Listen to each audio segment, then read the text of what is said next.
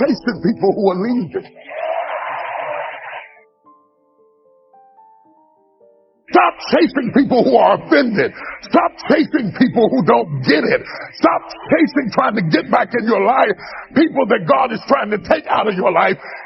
Jesus, simply let them go. This is a time in your life that you can no longer continue to grieve about who walked away, who abandoned you, who forsook you, who left you, who walked away. You've got to stand up and recognize that God doesn't need anything that you lost to bless you. God will always use what you got left. I've had to do a clearing in my life of some people whose energy I realized was not supportive of who I wanted to be in the world. And I recognized that there are people who are not going to take responsibility for their energy. So I now have to take responsibility for the energy that I allow to be brought into my space. Life-changing for me. And what I know is that you cannot continue to move forward in your life to the level that you need to be if you're surrounded by energy that brings you down, that sucks the life force from you. So not only are you responsible for the energy that you bring, is what I learned, you're also responsible for the energy that you surround yourself with. Huge, huge, huge, huge. And everybody who's watching me right now, I know that you know this is true. There are some energy suckers in your life. Just literally taking the life force out of you. And you will never be able to do and be who you're supposed to be in the world as long as you continue to buy into the energy suckers. If you're a person where all your friends come to you with their problems, that's because they see something in you. You're more balanced and stable. But you got to remember this old saying. If you're the smartest person in your group, you need a new group. You've got to upgrade your friends. It ain't nothing bad. You just got to upgrade people in your life. But if you're the smartest person in your group, you need a new group. You cannot be the go-to person in the group. You want to begin to get all the toxic people out of your life. There are a lot of bridges in our life, right? A lot of things in our life, a lot of people in our life. And sometimes it's family, sometimes it's friends, sometimes the people closest to you, sometimes it's strangers. But there are always people in our life that leads us back to something that's not good for our life. I want you to think about this for a second. Maybe it's not now in your life. Maybe it's a point in time in your life where you had a lot of bridges. And sometimes that bridges you. Like, let's be real. But you had a lot of bridges in your life. Bridges mean connections and relationships that are leading you to a lesser you. So I want you to think about this right now. I want you to think about people in your life that aren't bringing to your life. And I don't mean they have to bring something incredible. But sometimes we have people in our life that bring nothing but drama, nothing but gossip, nothing but rumors, nothing but low self-esteem, nothing but low integrity, nothing but negativity, all these things. And we choose to keep these bridges up in our life. And I want to just tell you this. It's just facts. And you got to know this. The longer you keep bridges in your life that need to be burned, the more you prevent your life from building the bridges that need to be built. Some of us on here, listen, you were created incredible, but some of us on here have believed the lies. We believe the lies that people have told us. We believe the lies how people treat us. We believe the lies what this world has given us, and we live a lie our whole entire life. Most of us on here, if you're in this place, you're not living the life that God gave for you. You're living the life that other people created for you. You're living the life that pain created for you. You're living the life that negativity created for you. You're living the life that all these things have created for you. Now when you look at yourself, you don't even recognize who you are because you kept so many bridges in your life. And I get it. Trent, it's so hard. Trent, you don't understand. Trent, I've been around these people so long or had this job so long. Let me tell you something. Don't let the history keep you in the misery. Don't let the length of the friendship keep you in the friendship. That's terrible for your life. Like, it comes to a point. I'm not always talking about, oh, get rid of people. But I know when you keep toxic things in your life, you're going to feel toxic. If you decide you want to be rich, all you gotta do is start. Why not? Who gonna stop you? Unless you tell it to the wrong person. Mama, listen to me. I'm going to be rich. Ain't anybody rich in this family. Go in there and sit down somewhere. Get yourself a good job. Oh, mama, you must be right. No, mama could be wrong. Because what you have in your imagination, God didn't show it to your mama. I'm sorry. He showed it to you. Listen to me. If y'all don't do nothing else, write everything you imagine down. Write it all down. Pray about it and watch what happens. Energy drainers, get them out of your life.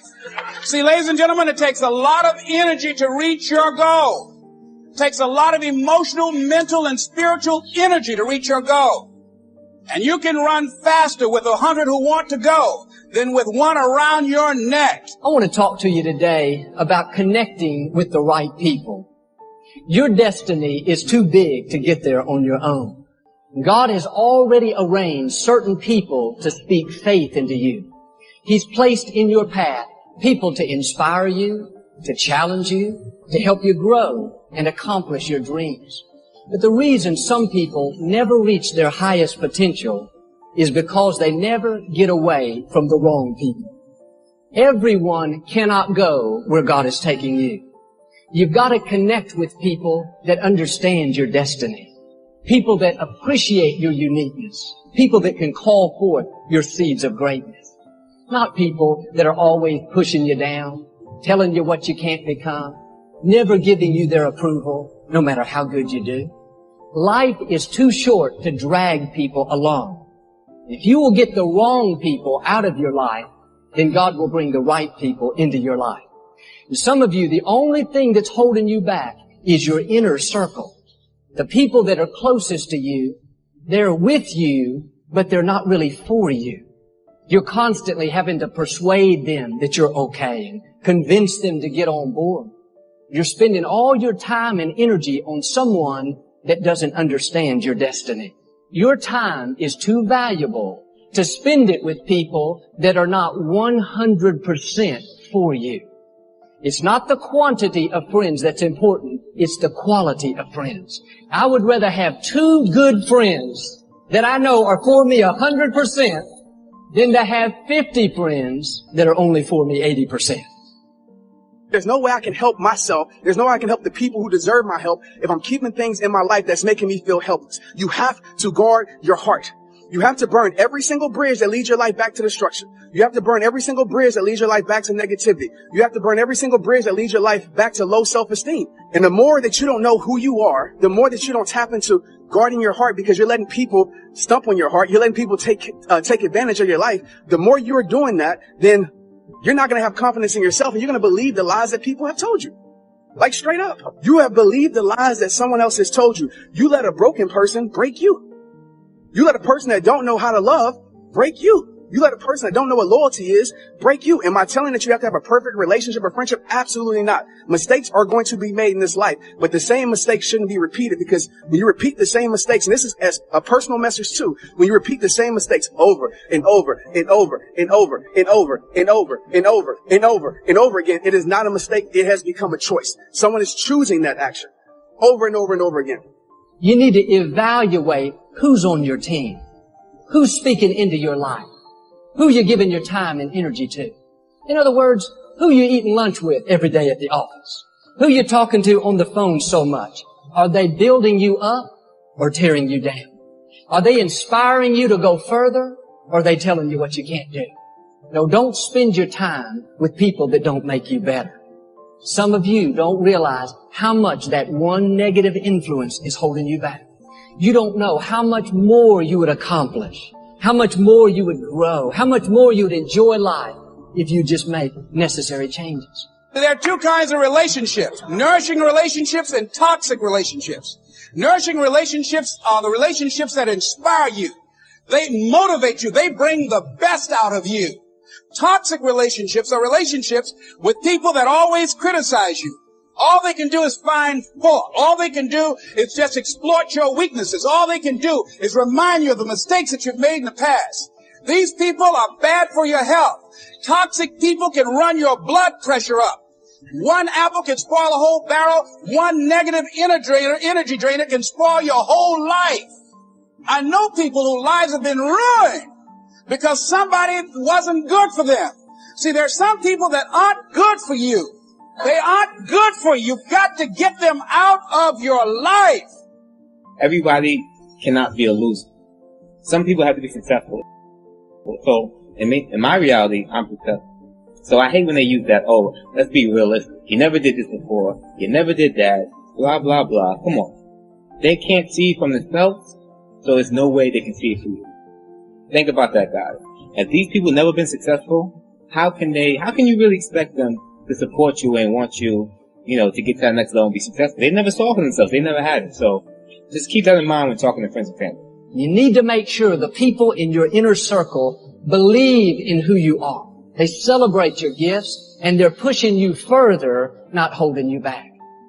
Some of you today, if you don't very kindly and politely show someone the door, they're going to keep you from becoming all God's created you to be. Well, you said, Joel, what if I hurt their feelings? What if they keep you from your destiny? What if they keep you from accomplishing your dreams and making a difference in our generation?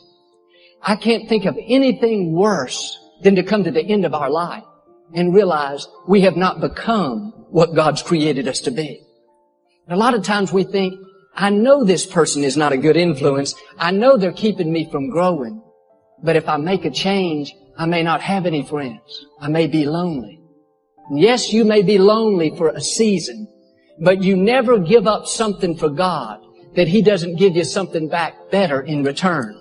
If you'll make the change, God will not only give you new friends, He'll give you better friends. Friends that you don't have to wonder, are they for me or against me? Friends that don't try to manipulate you into who they want you to be, but they celebrate you and help you become who God's created you to be.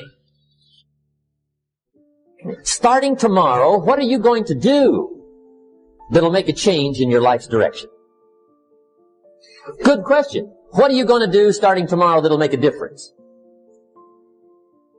Now see, if you don't do something starting tomorrow that'll make a difference, guess what? It's gonna be the same.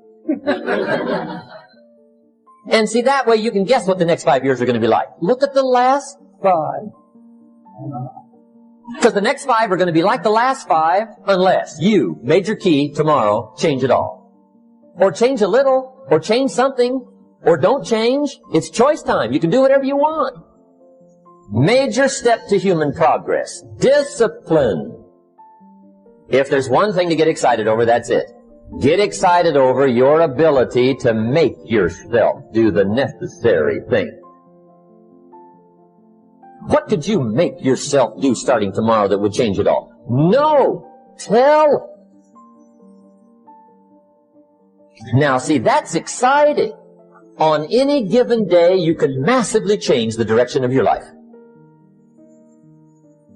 Murder is a clear example that any one person on any given day can forever alter the course of their life. It just happens to be a negative act. But just as sure as you can commit a negative act, you can also commit a positive act and forever alter your life. Whenever you wish. Now that's exciting. And whatever that act might be that changes your life.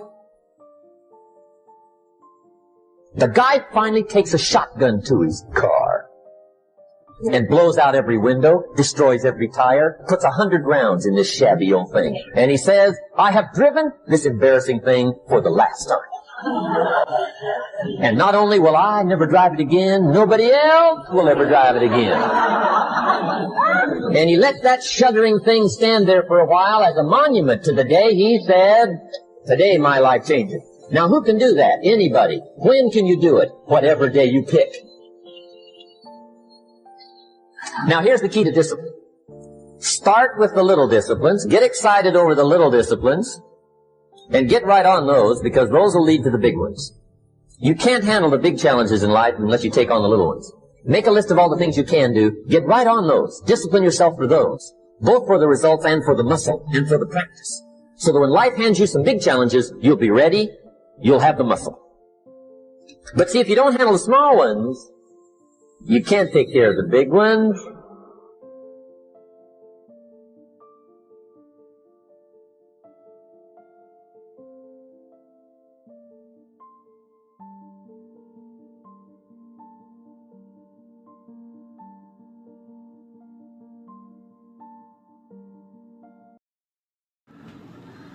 Trust in your prayers, ladies and gentlemen. Let me tell you some things right now.